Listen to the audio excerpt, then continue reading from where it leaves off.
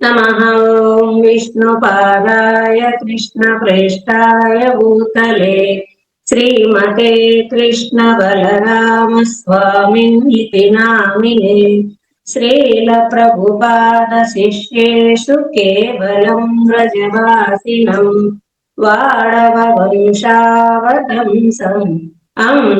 द्वन्द्वान्तकं नमः। श्री राधा गोविंद पीठाधीश्वर जगद्गुरु श्री कृष्ण बलराम स्वामी जी महाराज प्रभुपाद की जय हो। श्री श्री राधा गोविंद भगवान की जय हो। श्री वृंदावन धाम की जय हो। जय जय श्री राधे कृष्ण। యొక్క భగవద్గీత క్లాస్ రవణం చేయడానికి వచ్చేసినటువంటి ప్రియమైన ఆత్మబంధువులందరికీ కూడా నా హృదయపూర్వక నమస్కారాలు. ఇప్పుడు క్లాస్ లోకి వెళ్దాం. ఇంతకుముందు మనం భగవద్గీతలో 6వ అధ్యాయం శ్రవణం చేసుకున్నాం. 6వ అధ్యాయం ధ్యాన యోగం. ధ్యాన యోగం అంటే భౌతిక సృష్టిలో ఏం జరిగినా కూడా దానికి మన మనసు ప్రధాన కారణమని అది ఇంద్రియాల చేత చేయించబడుతుంది. ఆ మనసు ఏదైనా చూడంగానే ఆ ఇంద్రియాల చేత ఆ పని చేస్తుంది అనమాట, చేయిస్తుంది. అట్లాంటి ఆ మనసుని ఆ భౌతిక ఇంద్రియాల పైన తప్పించి భగవానుడి పైన లగ్నం చేసి భగవానుడికి ఇచ్చానుగుణంగా నడవటానికి ఈ మనస్సుని నియంత్రించడానికి ఏర్పాటు చేసిందే ధ్యాన యోగం. అంటే ధ్యాన యోగం అంటే ధ్యానం ఆలోచనలో భగవానుడి ఆలోచన, కర్మలో భగవానుడి సేవ, మాటలో భగవానుడి యొక్క కీర్తన చేయటం, భగవాన్ యొక్క గుణగణాలను వివరించటం, ఇలా చేయాలి. కానీ ధ్యాన యోగం అంటే మనసుని కంట్రోల్ చేసుకోవటం, ఇంద్రియాల మొత్తాన్ని కూడా భగవానుడి సేవలో ఉంచటం ధ్యాన యోగం అని ఇక్కడ భగవానుడు చెప్తున్నారు భగవద్గీతలో. మనం ఏమనుకుంటున్నాం, ధ్యాన యోగం అంటే అలా కాసేపు ప్రశాంతంగా కూర్చొని ఈ యొక్క మనసులో ఏ ఆలోచనలు లేకుండా ఆ ధ్యానం చేస్తున్నాం. ఏం ధ్యానం చేస్తున్నారంటే ఏం లేదు, మనసుని ఖాళీగా ఉంచుతున్నాం, ఏ ఆలోచనలు రానివ్వకుండా అని ఇలా అంటున్నాము. సరే, ఓకే, వారు చెప్పిన ప్రకారంగా చూస్తాం. ఒక అరగంట గంట వారు చేస్తున్నారు ధ్యానం, అంత దాకా కంట్రోల్ చేశారు. ఆ లెగిసిన తర్వాత ధ్యానంలో నుంచి ఏం చేస్తున్నారు, వారి వారి వృత్తి ధర్మాలకి వారు పరిగెట్టాలి. అంటే వ్యవసాయం చేయని, వ్యాపారం చేయని, జాబ్ చేయని, ఏదైనా సరే దాంట్లో పడిపోతున్నారు. అక్కడక్కడ భగవాన్ గురించి ఆలోచన ఉందా, ధ్యానం గురించి ఏమైనా ఉందా అంటే ఇక్కడ కూర్చున్న గంటే కానీ మిగతా సమయం అంతా కూడా మన భౌతికమైనటువంటి ఆలోచనలు, మన ఆలోచనలోనే గడిచిపోతుంది. కర్మ కానీ, మాటలు కానీ, ఏదైనా కూడా ఆలోచన కానీ. అంటే ఇది కాదు నిజమైనటువంటిది ధ్యాన యోగం అంటే. అర్థం ఈ యొక్క ఇంద్రియాలని, మనసులన్నీ కూడా భగవానుడి పైన లగ్నం చేయడానికి ఏర్పరిచింది ఈ ధ్యానం అనేటటువంటిది.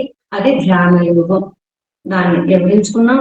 ఈ 6వ అధ్యాయంలో కృష్ణ భగవానుడు అర్జునుడికి చెప్పారు కదా, ఈ యొక్క ఇంద్రియాలన్నింటినీ కూడా నియంత్రించాలి, ప్రశాంతంగా ఉండాలి, ఇలా ఆసనం ఉండాలి, ఆసనం మీద ఇలా మనం అంటే శుచో దేశే ప్రతిష్టాపి అంటున్నారు.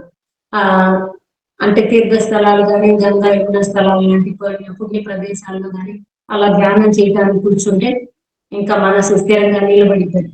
ఇలాంటివన్నీ కూడా చెప్పారు.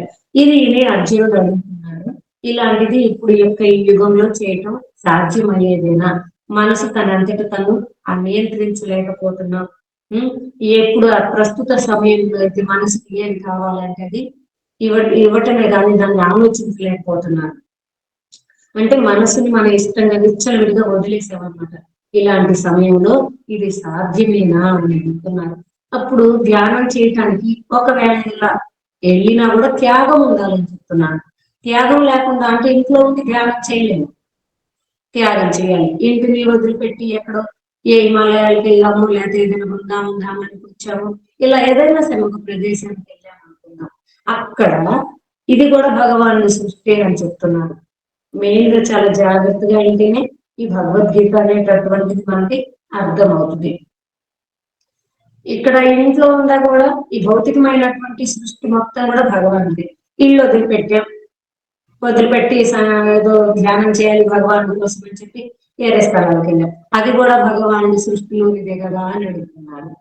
కాబట్టి అక్కడికి వెళ్ళిన తర్వాత కూడా ఇక్కడ ఈ భార్య, పిల్లలు, ఇల్లు ఏదైతే తను కష్టపడి జీవితం అంతా కూడా సాధన చేసి సంపాదన చేశాడో అదంతా కూడా అక్కడికి వెళ్ళినా కూడా మనసు చంచలమైనటువంటిది కాబట్టి మళ్ళీ అది గుర్తొస్తా ఉంటుంది. అప్పుడు ఆ జ్ఞానం సరిగా ఉండదు, అది సరైనటువంటి ధ్యానం కూడా కాదు అని చెప్పి ఇలాంటి సమయంలో కష్టతరం ధ్యానం చేయటం అనేటటువంటిది. దీనికి ఇంకా ఏమైనా మార్గం లేదా అని చెప్పి అర్జునుడు కృష్ణ భగవాను ప్రశ్నిస్తున్నాడు అనమాట. దానికి భగవానుడు 7వ అధ్యాయాన్ని వివరించారు, విజ్ఞాన యోగం. అంటే ఇక్కడ పైన చెప్పినటువంటి 6 అధ్యాయంలో కూడా జ్ఞానంతో కర్మతోటి యోగం అనే జ్ఞానంతో ఈ మిళితమైనటువంటి జ్ఞానాన్ని ఇప్పుడు దాకా మనకి వివరించారు. ఇక్కడ మోక్షం పొందలేని జ్ఞానం వివరించారని చెప్తున్నారు. ఇప్పుడు 7వ అధ్యాయం నుంచి 12వ అధ్యాయం దాకా మనకి భక్తి యోగాన్ని వివరిస్తున్నారు.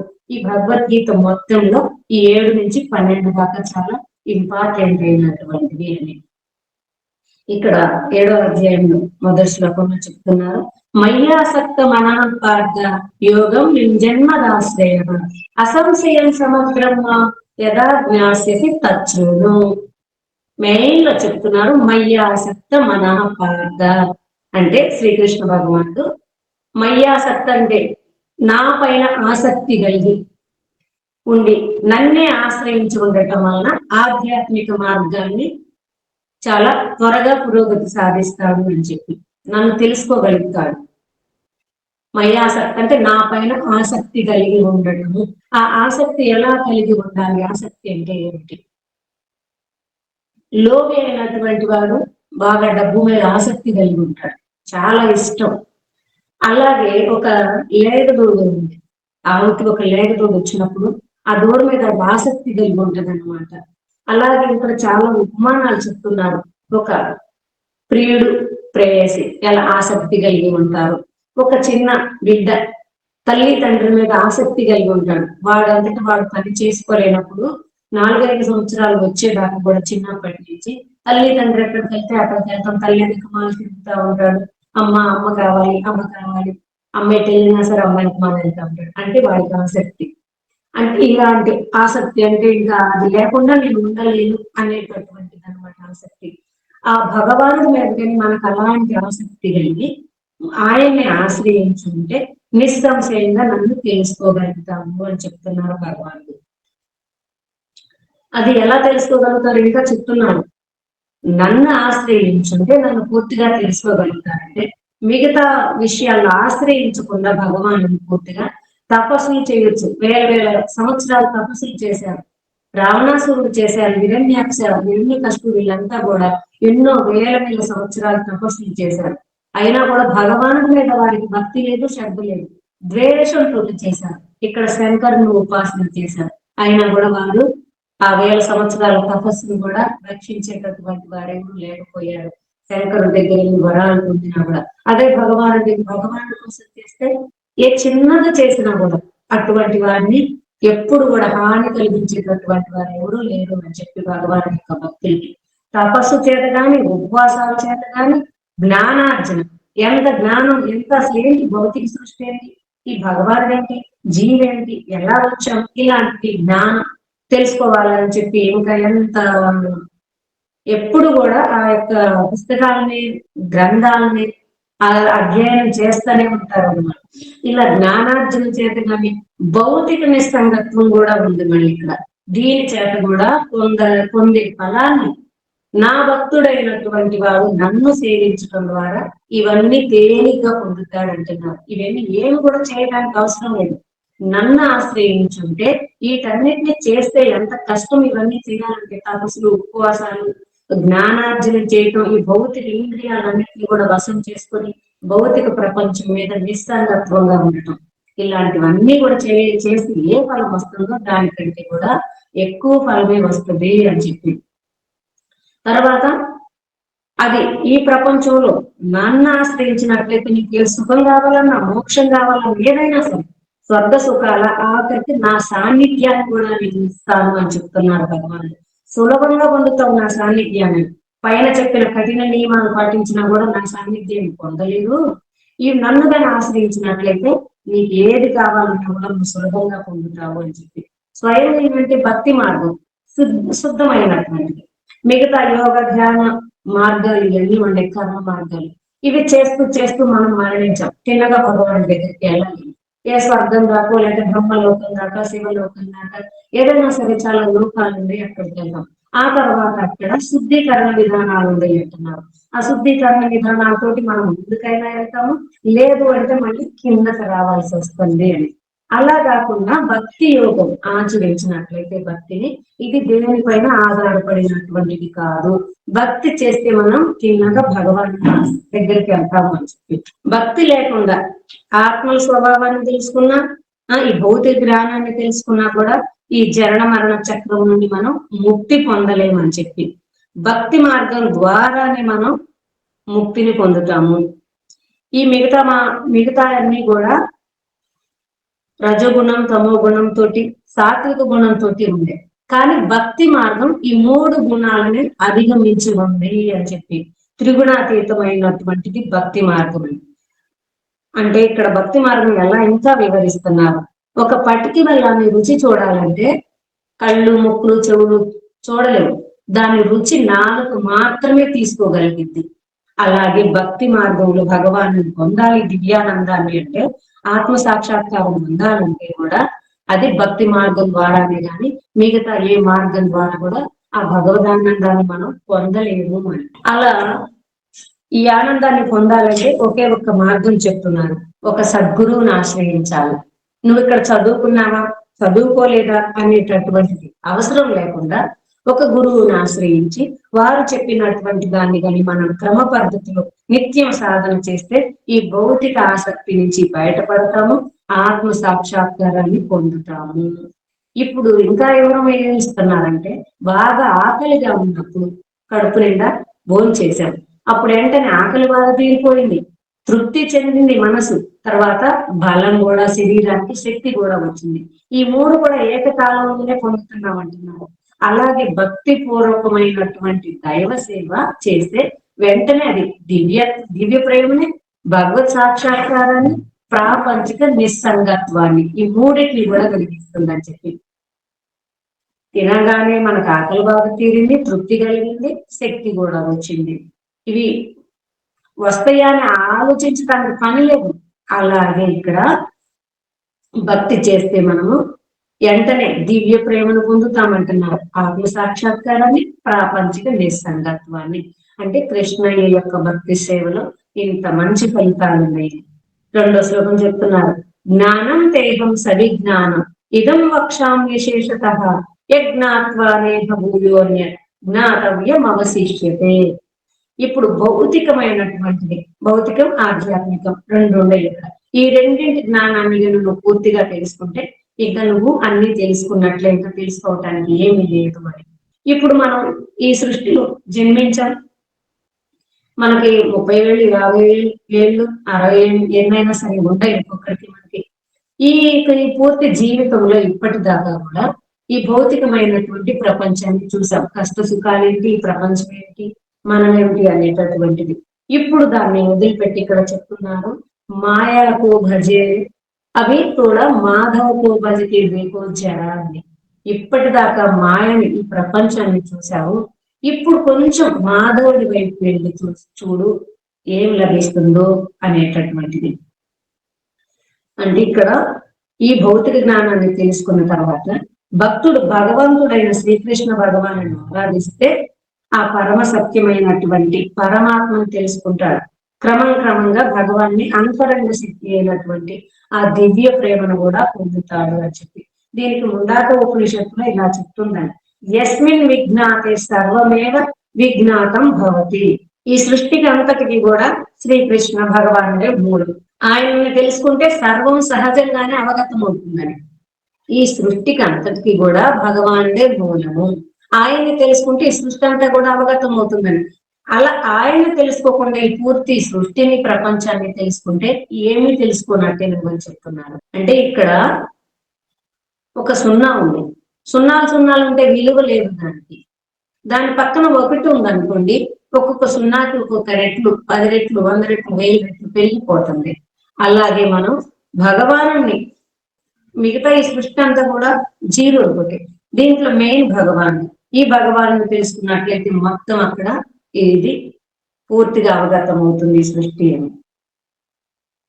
మనుష్యాణం సహస్రేషు కచ్చిత్ యతతి సిద్ధయే యతతామపి సిద్ధానాం కశ్చిన్ మాం వేత్తి తత్వతః. అంటే నన్ను తెలుసుకోవటానికి ప్రయత్నించేటటువంటి, ఇక్కడ పైన చెప్పారు దైవ సేవ చేస్తే దివ్య ప్రేమను పొందుతామని, ఇక్కడ చెప్తున్నారు భగవాను తెలుసుకుంటే అన్ని తెలుసుకున్నట్లేనని ఇక్కడికి వచ్చేటప్పటికి మళ్ళీ చెప్తున్నారు.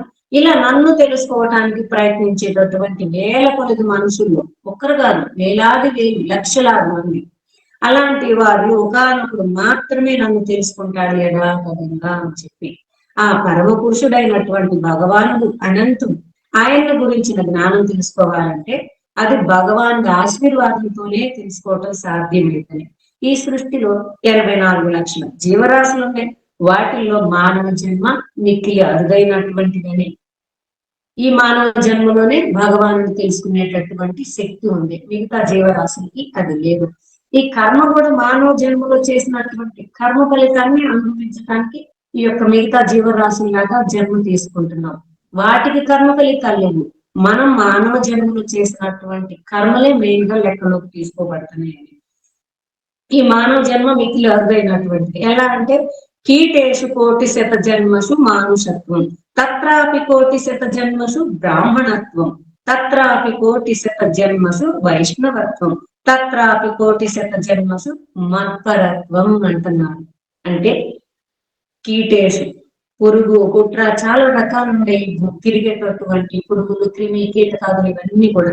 ఇలా కోటి జన్మలు తీసుకున్న తర్వాత మానవ జన్మ లభిస్తుంది అని చెప్పి, ఇలా ఈ మానవ జన్మ కోటి సార్లు తీసుకుంటే బ్రాహ్మణత్వం వస్తుంది. మానవ జన్మ కోటి సార్లు ప్రతి వారిని కూడా మానవుడే అనుకుంటున్నాం. విద్యావంతుడు ఉన్నాడు, అవిద్యావంతుడు ఉన్నాడు, వీరిలో జ్ఞానం తెలిసిన వారు, విద్య లేకపోయినా కూడా జ్ఞానం తెలిసిన వారు, విద్య ఉన్నా కూడా జ్ఞానం తెలవనటువంటి వారు, అసలు భగవానుడు అంటే ఏంటో తెలియనటువంటి, భగవన్ నామం నోటికి రానటువంటి వారు కూడా ఈ సృష్టిలో ఎంతో మంది ఉన్నారు. పూజ సేవ చేయడానికి సమయం లేదు, అసలు ఆ పూజ ఏంటో భగవానుడు ఏంటో తెలియదు. ఇది వారు కూడా మానవులే. శరీరం చూస్తే మానవ శరీరం, కానీ అంటే మానవత్వం అంటే ఈ యొక్క మానవుడికి ఆ జీవికి పరమాత్మకి ఉన్నటువంటి సంబంధాన్ని తెలుసుకోవటానికి వచ్చింది కాబట్టి మానవ శరీరం. అది తెలుసుకోలేదు అయితే ద్విపాద పశువు అని చెప్తున్నారు. ఇలా ఎంతో మంది ఈ సృష్టిలో అసలు భగవాన్ నామం ఏంటో భగవానుడు ఏంటో తెలియనటువంటి మానవ శరీరధారులు ఉన్నారు. వారిని కూడా మానవులు అనుకున్నారు. ఇలాంటి వారు ఎన్నో జన్మలు ఎత్తిన తర్వాత కోటి జన్మలు అని చెప్తున్నారు.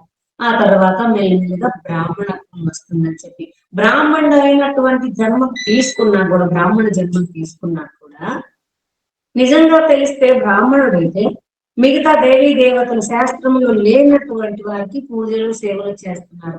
అక్కడికి వెళ్ళి ఏం చేస్తున్నారు? ఇప్పుడు భగవానుడు మంత్ర పుష్పం, దాన్ని ఏరే దేవీ దేవతలకి చదువుతున్నారు. అసలు అక్కడ తను వృత్తిరీత్యా డబ్బు కోసం, తను పొట్ట గడవటం కోసమే బ్రాహ్మణుడై ఉండి ఆ భక్తి సేవలో, అంటే ఏరే దేవీ దేవతలకి పూజలు, దేవతలు అని కూడా శాస్త్రంలో లేనటువంటి వారికి పూజ చేస్తున్నాడంటే అధమమైనటువంటి వాడు బ్రాహ్మణుడు కూడా. అతడు అలాంటి బ్రాహ్మణునికి వేదాలు చదివేటటువంటి అధికారం కూడా లేదు. వారిని ద్విజుడు అని కూడా అన్నారు. వారు అధమ బ్రాహ్మణుడు అంటున్నారు. బ్రాహ్మణ జన్మలో పుట్టాడు కానీ అసలు బ్రాహ్మణత్వం ఏమిటనేది కూడా, భగవంతుడు ఏమిటనేది కూడా తెలియనటువంటి వారు. ఇలా బ్రాహ్మణులు చూస్తే లెక్కకు మించినటువంటి వారు ఎంతో మంది ఉన్నారు. ప్రస్తుత సమయంలో అలాంటి వారే ఉన్నారంతా కూడా. ఇలాంటి బ్రాహ్మణ జన్మలు కోటి తీసుకున్న తర్వాత వైష్ణవ జన్మ వస్తుంది అని, ఈ వైష్ణవ జన్మను కూడా మనం సాధనలో ఉన్నాం, వెళ్తున్నాం. అసలైనటువంటి గురువు గారు దొరికినటువంటి వారు ఉన్నారు. ఆ గురువు గారు దొరికినా కూడా ఆ యొక్క గృహస్థ కార్యక్రమాల నుండి మనం ఏదో భజన భక్తి చేద్దామని అనుకుంటున్నాం. మేము కృష్ణుడి గురించి చాలా ప్రేమ, మీరు గుడికి వెళ్తున్నారు, మేము ఇంట్లోనే చేసుకుంటున్నాం, మేము ఎప్పుడు కృష్ణయ్య అంటే మాకు చాలా ఇష్టము, ఆయన్నే ప్రతి సమయం స్మరణ చేసుకుంటా ఉంటామని చెప్తున్నారు చాలా మంది. మనం స్మరణ చేసుకున్నామంటే అది చెల్లదని చెప్తున్నారు. మెయిన్ గురువు గారు కావాలి, వారి దగ్గర నుంచి జపమాలు తీసుకోవటం, భక్తి మార్గంలో ఎలా నడవాలి ఇవన్నీ తెలుసుకొని నడిస్తేనే వారి ప్రకారంగా అది మనతో, మన భక్తి భగవానుడితోటి జోడించబడుతుందని. అలా కాకుండా మనందరిని మనం చేసుకుంటే అది భగవానుడితోటి జోడించబడదు, కలపదు అని చెప్పి. ఇలా నన్ను తెలుసుకోవాలని ఎంతో మంది వస్తారు, కానీ ప్రథమ దశలో పడిపోయేవారు, రెండో దశలో చివరి దాకా వచ్చి కూడా పడిపోయేటటువంటి వారు ఉన్నారు. ఎప్పటి వారిని పూర్తిగా యథాతథంగా తెలుసుకోవాలంటే కోటి జన్మలు వైష్ణవ జన్మలు ఎంత అంటున్నారు. అప్పుడు మత్పరత్వం అంటే నన్ను స్వయంగా యథాతథంగా తెలుసుకోగలుగుతాడు. అలా తెలుసుకున్నటువంటి వారు మహానుభావులు. వారిని ఈ పృథ్వీ మీద ఉంటే కూడా మనం గుర్తించడం చాలా కష్టం అంటున్నారు. అలా భగవాను తెలుసుకున్నటువంటి వారు ఈ పృథ్వీ మీద ఉన్నప్పుడు కూడా అలాంటి వారిని మనం భగవాను యథాతథంగా తెలుసుకున్నటువంటి మహానుభావులని తెలుసుకోవటం అలాంటి వారికి చాలా కష్టం అని. ఇప్పుడు గురువు గారు ఉన్నారు దీనికి ఉదాహరణ. వారు పూర్తిగా శరణాగతిని భగవాను ముఖాముఖి దర్శించగలుగుతున్నారు, ఆయనతో మాట్లాడగలుగుతున్నారు. ఇది భగవద్గీత కానీ భాగవతం కానీ వారు రాసినటువంటి బుక్స్ అయినా కూడా సాధారణంగా వైష్ణవుడు రాయలేనటువంటిది. అది ఆ భగవానుడే వారి చరిత్రలు రాస్తున్నాడు కానీ ఇది సాధారణంగా మేము వైష్ణవుడు యథాతథంగా తెలుసుకున్నా కూడా రాయలేనటువంటిది. నిజమైనటువంటి సద్గురు భగవాను యొక్క బాహ్య రూపం అని చెప్తున్నారు. ఆయనే భూమి మీదకి మనలాంటి వాళ్ళని ఉద్ధరించడానికి వచ్చి గురు రూపం తీసుకొని ఈ యొక్క మాయలో కొట్టుమిట్టాడుతున్నటువంటి మన అందరినీ కూడా ఉద్ధరించడానికి వచ్చి మన కోసం ఆయన ఈ గురు రూపం తీసుకొని వస్తున్నారు అని చెప్పి, అలాంటి గురువు గారిని ఈ భూమి మీద ఉన్నా కూడా తెలుసుకోవడం కష్టం అని చెప్తున్నారు. అట్లాంటి ఆధ్యాత్మిక గురువుని ఆశ్రయించిన వారికి పూర్ణ శరణాగతి పొందితే ఆదేశ పాలన కానీ చేస్తా ఉంటే ఈ జీవితంలోనే మనం ముఖాముఖి శ్రీకృష్ణ భగవాన్ని దర్శించగలుగుతామని. అంటే మనుష్యానాం సహస్రేషు చెప్పాడు అంటే ఎన్నో జన్మల తర్వాత కూడా ఆయన తెలుసుకోలేరు అంటున్నారు. కానీ ఇంత తేలిగ్గా కూడా ఇచ్చారు. ఇలా ఆయనే గురు రూపంలో వచ్చారు కదా, అలాంటి వారిని మనకి గురువుగా దొరికితే మనం తెలుసుకుంటే ఆ వారిని కానీ మనం వెంటనే శరణాగతి ఉంది వారి ఆదేశ ప్రకారంగా నడిస్తే ఇన్ని జన్మలు ఎక్కడానికి అవసరం లేదు. ఈ జన్మలోనే మనం భగవాన్ని ముఖాముఖి దర్శించుకోగలుగుతాం. గురువు గారి ద్వారా తప్ప భగవాన్ని దర్శించాలి అంటే ఏరే మార్గమే లేదని చెప్తున్నారు. ఒకే ఒక్క మార్గం సద్గురువుని శరణు వేడటం, వారి ఆదేశ పాలనలో నడవటం. భూమి రాపోనలో వాయుకం మనోబుద్ధి రేవచ అహంకార ఇటీయమే భిన్నా ప్రకృతి రస్తదా. అంటే ఈ సృష్టి అంతటికి నేనే మూలం అని చెప్తున్నాను ఇప్పుడు దాకా భగవానుడు. నా నుండి వచ్చింది నేనే మూలము అని చెప్పి దీన్ని ఇక్కడ తన అస్తిత్వాన్ని స్థిరపరుస్తున్నారు, మనకి రుజువు చేస్తున్నారు అన్నమాట భగవానుడు. ఈ భూమి, నీరు, అగ్ని, వాయువు, ఆకాశం ఈ పంచభూతాలు అంటున్నాం. వీటితోటి ఈ స్థూల శరీరం తయారవుతుంది. అలాగనే మనసు, బుద్ధి, అహంకారంతో సూక్ష్మ శరీరం తయారైందని చెప్తున్నాను. ఈ యొక్క పంచభూతాలతోటి తల్లి గర్భం నుంచి ఈ స్థూల శరీరం తయారయ్యేస్తుంది, దీన్ని చూడగలుగుతున్నాం. ఈ యొక్క సూక్ష్మ శరీరం మన బుద్ధి అహంకారంతో. ఇది ఎప్పుడు చూస్తాం? స్థూల శరీరాన్ని అయితే చూస్తున్నాం, ఏదైనా దీంతో పని చేస్తున్నాం కదా. మరి మనకు రెండోది సూక్ష్మ శరీరం ఉంది అని ఎలా తెలుసు అంటే మనము నిద్రించేటప్పుడు మనం స్వప్నంలో చూస్తున్నాము అని చెప్పి మనకు చాలా రకాలైనటువంటి స్వప్నాలు వస్తున్నాయి. ఎక్కడెక్కడికో వెళ్తున్నాం, ఏదో చూస్తున్నాం, ఒక్కొక్కసారి భయం పడుతున్నాం, ఒక్కొక్కసారి ఆనందపడుతున్నాం, ఎంతో మందిని కలుస్తున్నాం. అంటే ఈ మనసు బుద్ధితో కూడినటువంటి సూక్ష్మ శరీరం ఇంతకు ముందు కలిసినటువంటి జన్మల్లో ఎన్నో జన్మలు చెప్తున్నారు. అన్నింటిలో ఒక్కొక్కసారి ఇది మనము స్వప్నం చూసేటప్పుడు వెళ్ళి దీనికి చూస్తా ఉందన్నమాట. ఎక్కడెక్కడో ఎవరెవరినో కలుసుకొని వస్తున్నాం. తర్వాత ఎక్కడో ఎవరినో చూడగానే ఎప్పుడో కలిసినట్టుందే, వారిని చూసినట్టుందే అనిపించింది మనకెమ్మటి. అంటే అనేకమైనటువంటి జన్మల నుంచి సంబంధాలన్నమాట. ఈ యొక్క భౌతికమైనటువంటి సృష్టి నూన్యమైనటువంటిది అంటున్నారు. ఇది కదలేదు, జడమైనటువంటిది. ఈ భూమి గాని, నీరు, గాలి, అగ్ని, ఆకాశం ఇవి ఉండే గది పంచభూతాలు. ఇవి ఈ భగవానుడి యొక్క నూన్యమైనటువంటి తక్కువ శక్తి కలిగినటువంటి, దీనికంటే కూడా నిర్జీవమైనటువంటి అంటున్నారు. ఇప్పుడు మనం చెప్పుకునేది జీవమైనటువంటిది వీటికంటే కూడా శ్రేష్టమైనటువంటి ఒకటి ఆత్మ అని చెప్తున్నారు. ఈ ఆత్మ ఈ యొక్క నిర్జీవ పదార్థాలతో ఏర్పడినటువంటి స్థూల శరీరంలో ప్రవేశించి ఈ నిర్జీవ పదార్థాల మొత్తాన్ని కూడా వినియోగించుకుంటుంది. అందుకని ఆత్మ వీటన్నిటికంటే కూడా శ్రేష్టమైనదని చెప్పి, ఈ ఆత్మ కంటే కూడా లోపల పరమాత్మ ఉన్నారు, ఇంకా శ్రేష్టమైనటువంటి వారు అని చెప్పి, ఈ జీవికి ఇంత శక్తి ఎక్కడి నుంచి వచ్చింది? నిర్జీవ పదార్థాలని వాడుకోవడానికి. ఈ జీవికి అంటే ఆత్మకి పరమాత్మతో సంబంధం ఉండటం వలన దాని శక్తితోటి ఈ నిర్జీవ పదార్థాలన్నింటినీ కూడా ఇంద్రియ భోగాల కోసం దానికి ఏది కావాలంటే ఈ శరీరం ఉన్నంత వరకు కూడా అది ఉపయోగించుకొని వాడుతుంది. అంటే ఇప్పుడు చాలా మనకి భౌతికమైనటువంటి పదార్థాలన్నీ ఉండేవి, అవి వారి సొంతంగా కదలేవు, ఏమి వాటంతటా అవి ఏం చేయలేవు. ఈ యొక్క మనిషి ఆ లోపల ఆత్మ ఉండటం వల్ల దీనికి చైతన్య శక్తి ఉంది. దీంతో మనం అక్కడ పదార్థాలు బియ్యం, ఉప్పు, పప్పులు, నీళ్ళన్నీ ఉన్నాయి, అవేమి చేయలేదు. దీన్ని వినియోగించుకొని మంచి రకాలైనటువంటి పదార్థాలు తయారు చేస్తున్నాం. మన యొక్క బుద్ధి తోటి మంచి మంచి ఇప్పుడు ఇక్కడ కూర్చొని క్లాస్ చెప్తున్నామంటే అక్కడ ఏంటున్నారంటే ఇదన్నీ కూడా బుద్ధితోటి భగవాన్ యొక్క ఇచ్చే శక్తితోటి తయారు చేస్తుంది. ఈ యొక్క శరీరం మన లోపల ఉన్నటువంటి ఆత్మ ఉండటం వల్ల ఇవన్నీ కూడా వినియోగించుకుంటుంది ఈ శరీరం అని చెప్పి. దీనికి చిన్న ఉదాహరణ చెప్తున్నారు. కారు ఉంది, దాంట్లో ఆయిల్, పెట్రోల్ కూడా ఉంది, కానీ దాని అంతటా అది కదలలేదు. అక్కడ దానికి డ్రైవర్ ఉండాలి. ఆ డ్రైవర్ ఉన్నప్పుడు ఆ కారుని ఎలా వాడుకుంటున్నారో, దానికి ఎలా కావాలో, ఎక్కడికి వెళ్ళాలో ఆ కారుని ఎలా అయితే వాడుకుంటున్నామో అలాగనే మనం కూడా ఇవన్నీ కూడా ఉన్నా కూడా ఈ లోపల ఆత్మ అనేటటువంటిది లేకపోతే ఈ నేటిని కూడా మనం ఏం వాడుకోలేము అని. అందుకని ఈ భౌతిక సృష్టిని అంతటిని కూడా ఇది వినియోగిస్తుంది. కాబట్టి ఈ శరీరంలో ఆత్మ ఉండటం వల్ల ఇది శ్రేష్టమైనది అని చెప్తున్నారు. మత్త పరతరం నాణ్య కించిదస్తి ధనంజయ మై సర్వమిదం ప్రోతం సూత్రే మణిగణ ఇవ. అంటే ఓ ధనంజయ, నాకంటే ఉన్నతమైనది ఏది లేదు. అంటే ఇప్పుడు దాకా చెప్పారు కదా, ఆ భగవాన్ యొక్క నూనె శక్తి, తర్వాత దానికంటే ఎక్కువైనటువంటిది, దానికంటే కూడా ఉత్తమమైనటువంటిది చెప్పారు. ఈ పంచభూతాలతో తయారైనటువంటిది, తర్వాత ఆత్మ, తర్వాత పరమాత్మ. ఇక్కడ నాకంటే ఉన్నతమైనటువంటిది ఏది లేదని చెప్పి దీనికి ఉదాహరణ చెప్తున్నారు. సూత్రే మణి గణ ఇవ. అంటే సూత్రం అంటే దారం. ఆ దారాన్నిలో మణులు గుచ్చినప్పుడు అది ఒక దారం ఏర్పడుతుంది.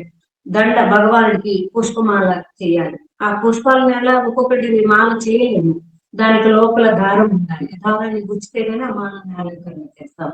అంటే ఇప్పుడు లోపల దారం ఉంది, పైకి మాత్రం పుష్పాలు కానీ, పూసలు కానీ, మందులు కానీ ఏదైనా దాన్నే చూస్తున్నాం కానీ లోపల దారం మనకు కనిపించడం లేదు. అలాగే ఈ సృష్టికి అంతటికి కూడా నేను మూలమైనటువంటి వాడిని ఎవరైతే తెలుసుకుంటున్నారు, ఎవరైతే ఈ మణి లోపల దారం ఉంది కాబట్టి అది అలా దండలాగా తయారైంది, లేదంటే దాన్ని తయారు చేయలేము. అలాగే ఈ సృష్టికి అంతటికి కూడా భగవానుడు ఉన్నారు అని తెలుసుకుంటారో వారు ఈ నన్ను తెలుసుకున్నట్టు అని చెప్తున్నారు ఇక్కడ. అలాగే రసోహమప్స కౌంతేయ ప్రభాస్మి శశి సూర్య యోగో ప్రణవ సర్వ వేదేషు శబ్దకే పౌరుషం రుసు.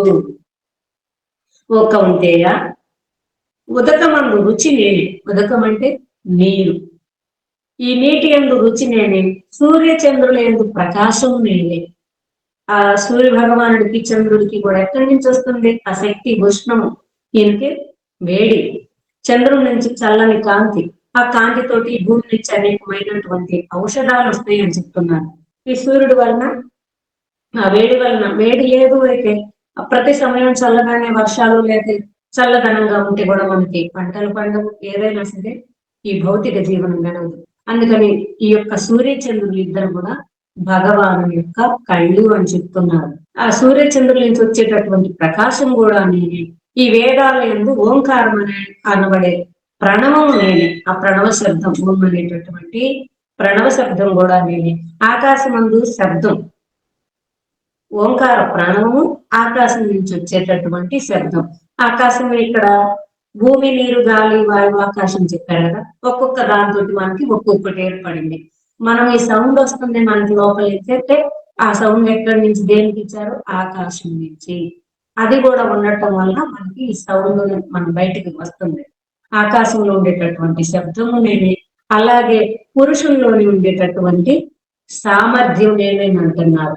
ఈ యొక్క బలం కామరాగ వర్జితమైనటువంటి శక్తి అని చెప్తున్నారు. కామం లేకుండా కామంతో చేసేటటువంటి పనులు ఉంది. అవి కాకుండా కామ వర్జితమైనటువంటి శక్తి నేను. అంటే సంతానం కావాలి, సంతాన ఉత్పత్తి చేసి ఆ పురుషుడు తర్వాత వారిని భగవద్భక్తులుగా తయారు చేస్తాడు. అంతేగాని ప్రతి సమయం ఈ యొక్క కామోపభోగాల కోసం రమించేటటువంటిది భగవానుడికి ప్రతినిధి వహించదు. కామ వర్జితమైనటువంటి సామర్థ్యాన్ని నేనేనని చెప్తున్నారు భగవానుడు. ఈ జీవులన్నీ కూడా నీటిపై ఆధారపడి ఉండే కానీ భగవానుడు దాని రుచి అని చెప్తున్నారు. ఆ నీటిలో రుచి ఉంది, అది దానికి దాహం తీర్చేటటువంటి శక్తి ఉంది. ఎక్కడి నుంచి వచ్చింది ఆ నీటిలో? మనం ఏముందా లేకపోయినా మనకి నీరు కావాలి. నీరు లేదైతే ఫస్ట్ మనం జీవించలేము. ఏ పని చేయాలన్నా అన్నం ఉండాలి, రోటీ చేయాలి, కూర చేయాలి, ఏది చేయాలన్నా కూడా మనకి నీరు అవసరం. ఆ నీటికి ఆ రుచిని, ఆ దాహాన్ని తీర్చేటటువంటి శక్తి కూడా నేనేనని చెప్తున్నారు భగవానుడు. ఆ శక్తి రూపంలో ఉన్నారని. పుణ్యోగంధ పృథివ్యాంచ తేజశ్చాస్మి విభావసు జీవనం సర్వభూతేషు తపశ్చాస్మి తపస్విషు. అంటే భూమి నుండి అసలైన సుగంధం వస్తుంది. ఒక్కొక్కసారి ఎక్కడో వర్షం పడతా ఉంటే మనకు తెలుస్తుంది, ఆ భూమిలో నుంచి మంచి సుగంధం వస్తూ ఉంటుంది అనమాట. అబ్బాయి ఎక్కడో వర్షం పడుతుంది, మంచి వాసన.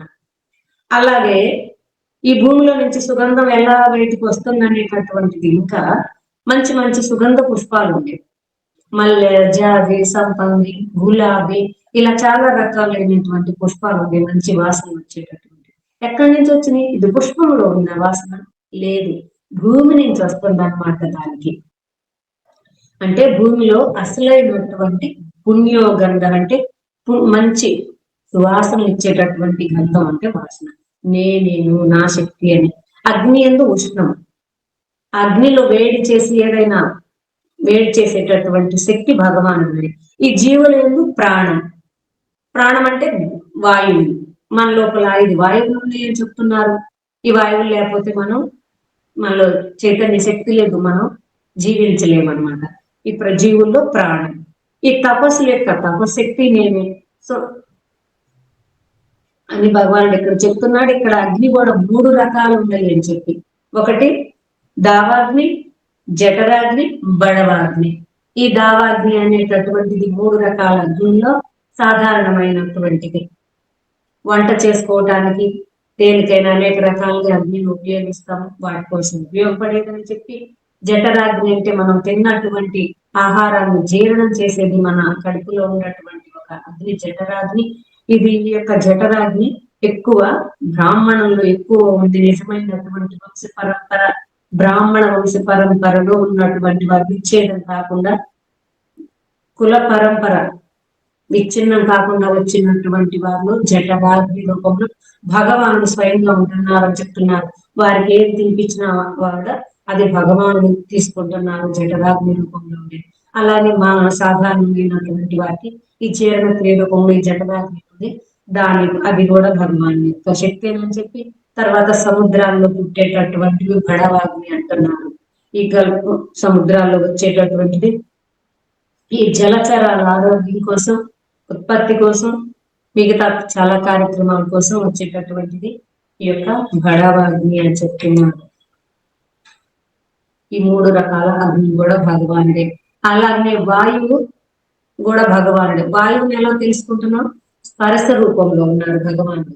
వాయువులో స్పర్శ రూపంలో చల్లగాలి వచ్చింది, వేడిగాలి వచ్చింది అని చెప్పి మనకి ఇక్కడ ఈ చర్మానికి స్పర్శ శక్తి ఉంది.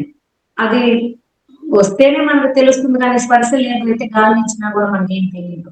అంటే భగవానుడు స్పర్శ శక్తిలో ఉన్నారు వాయువులో. అలాగే జీవిత కాలం కూడా నేనేనని చెప్తున్నారు భగవానుడు. ఈ జీవుల యొక్క జీవిత కాలం కూడా భగవానుడే.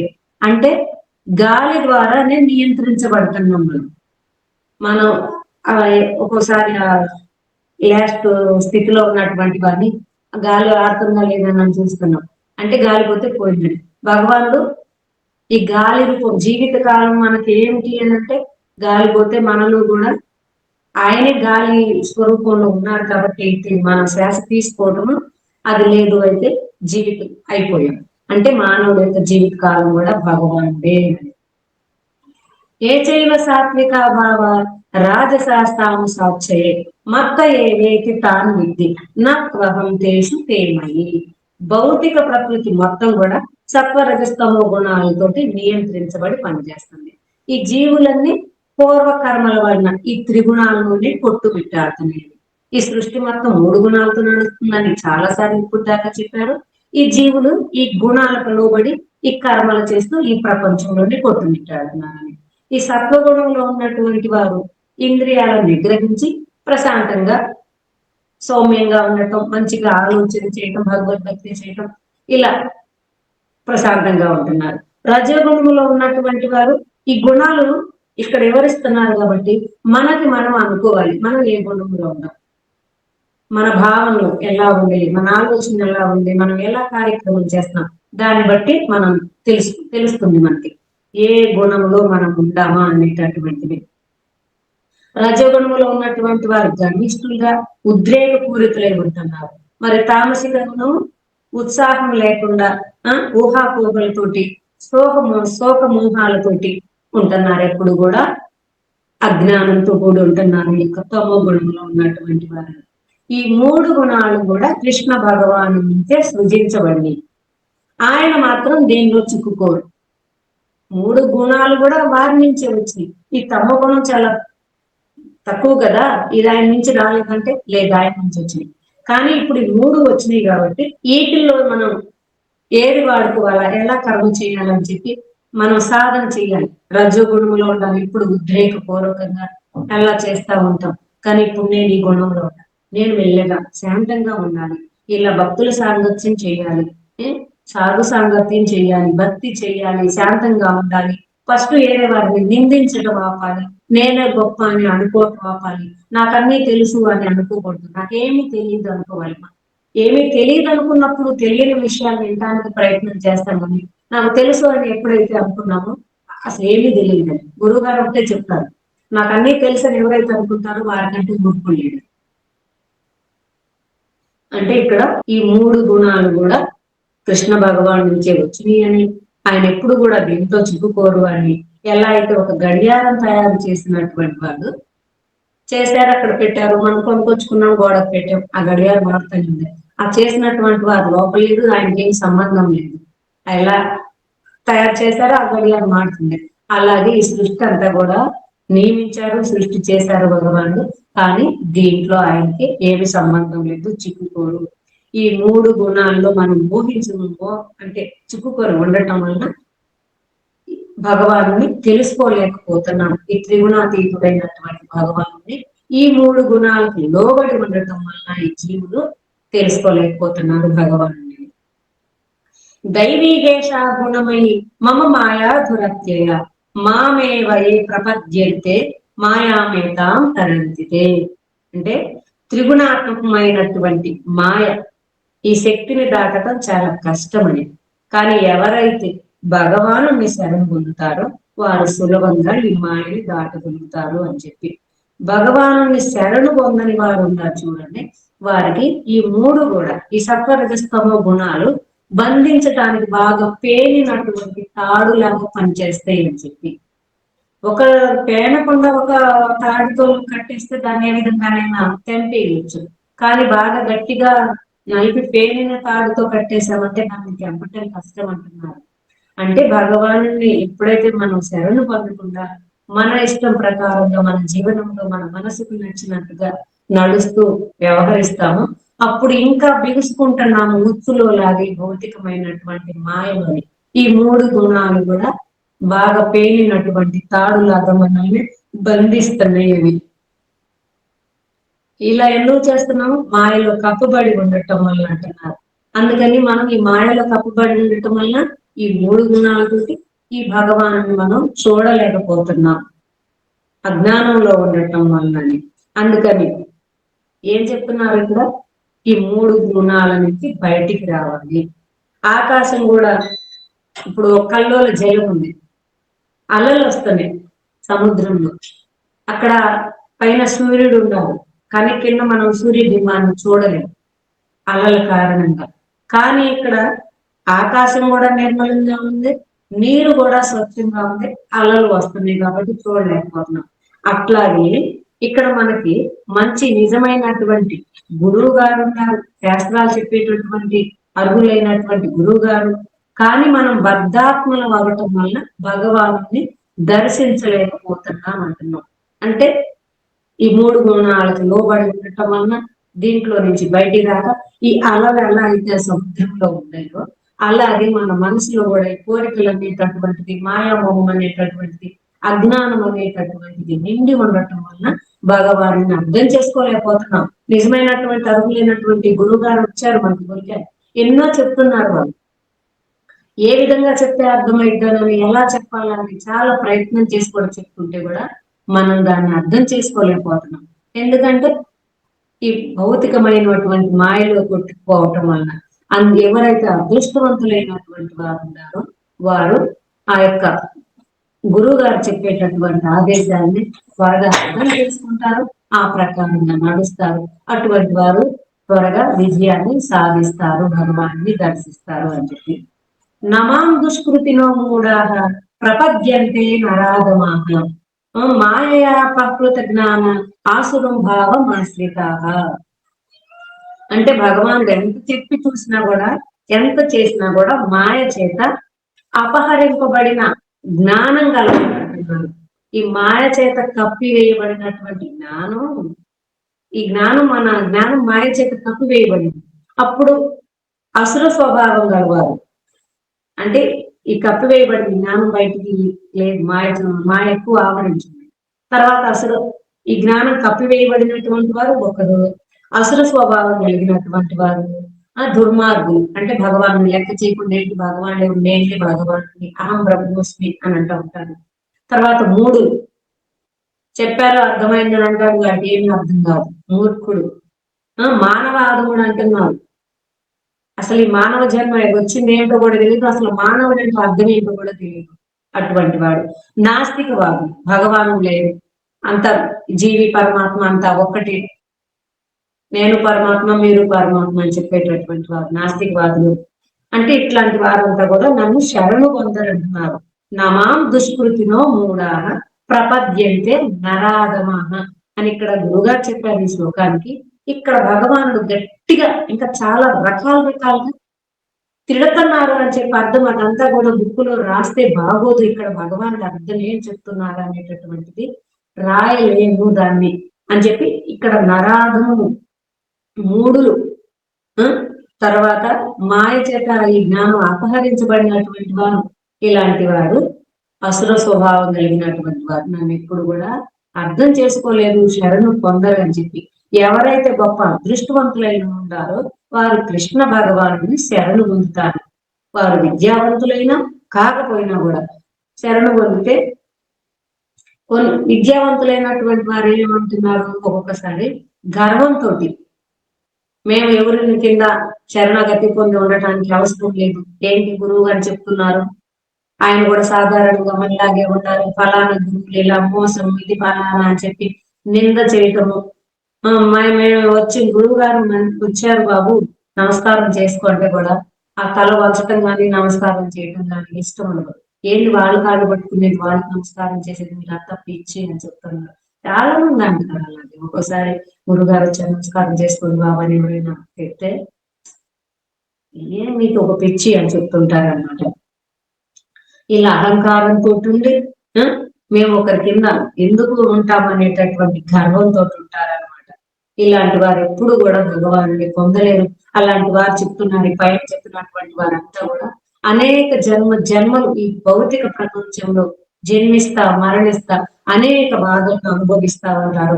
అటువంటి వారు ఎప్పుడో నన్ను తెలుసుకోవటం చాలా కష్టంగా ఉంది అని చెప్తున్నారు.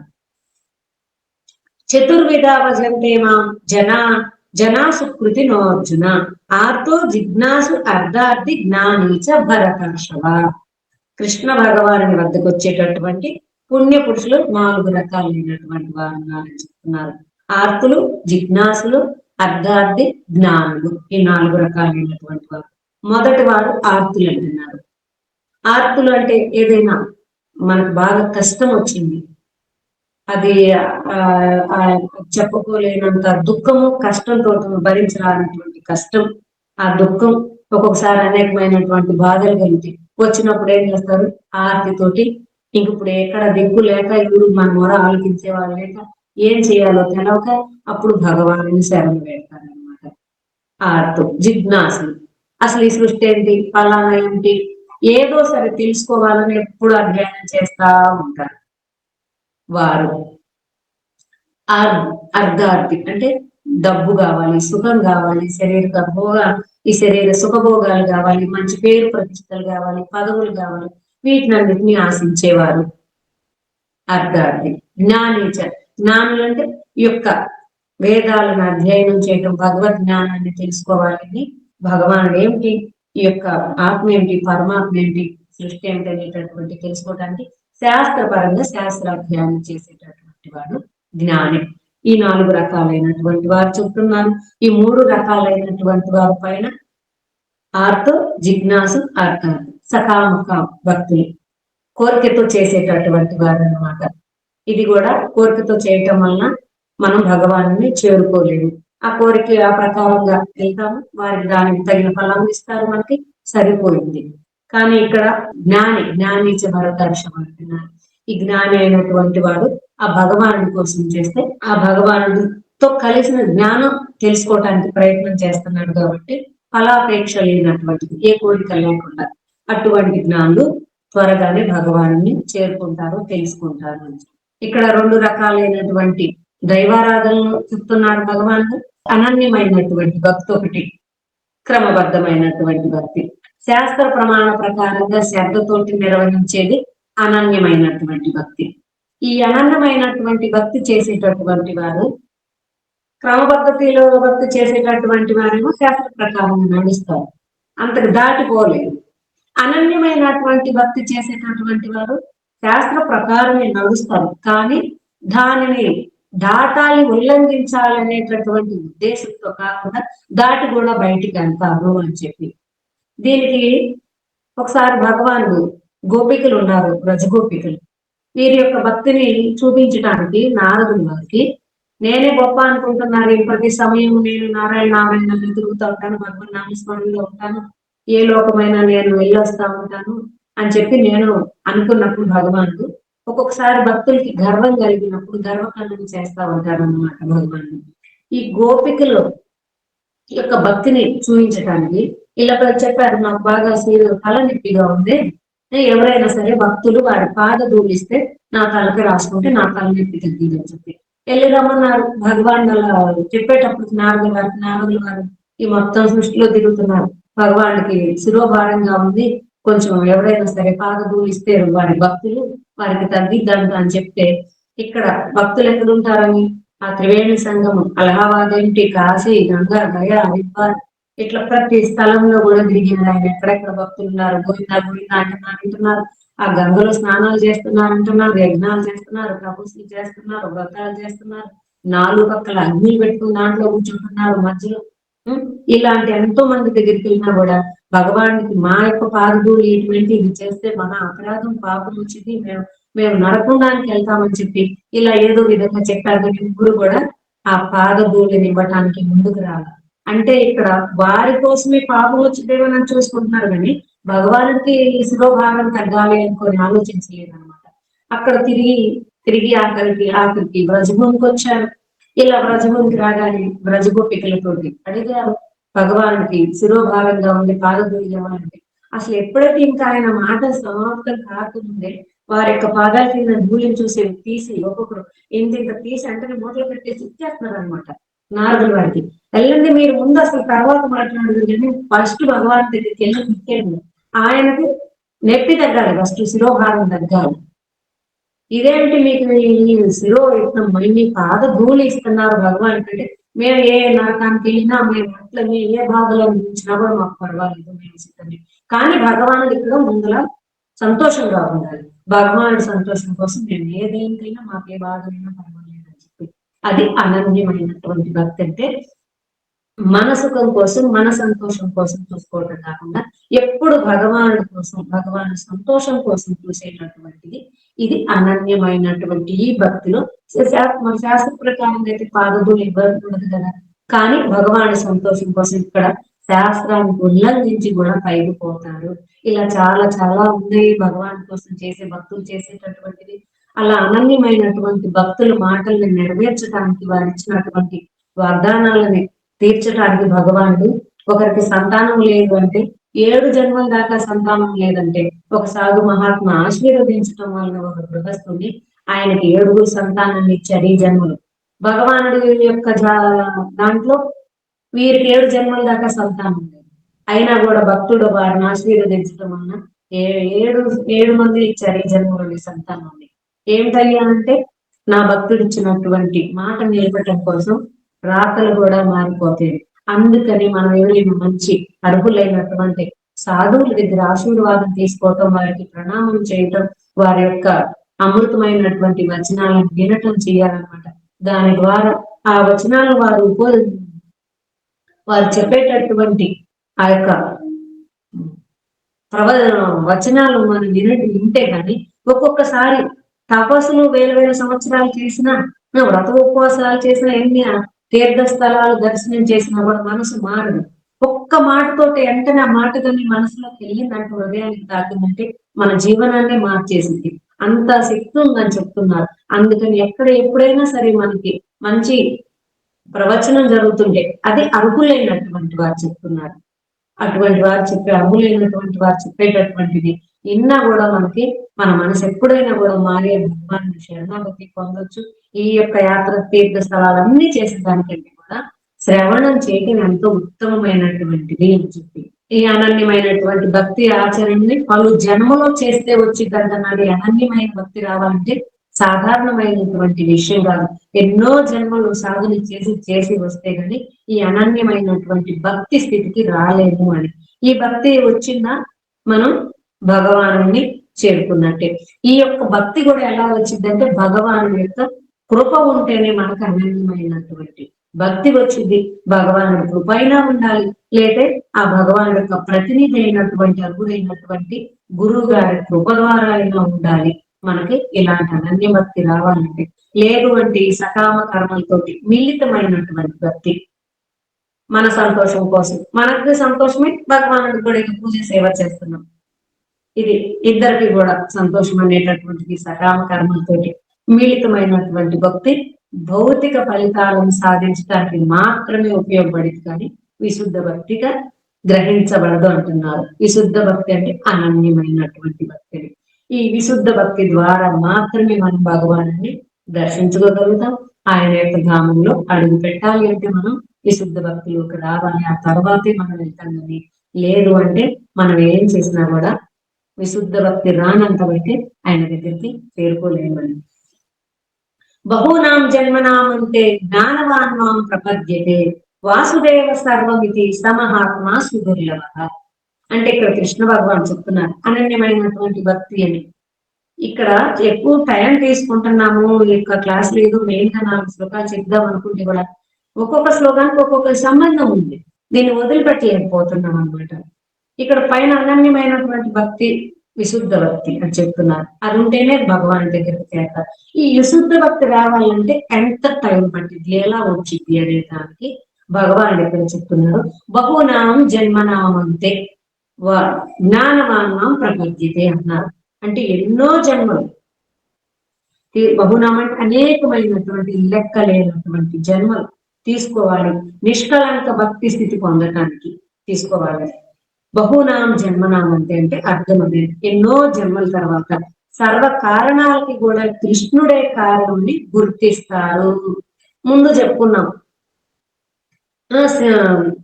కోటి సార్లు వైష్ణవత్వం వచ్చినా కూడా భగవానుని గుర్తించలేదు.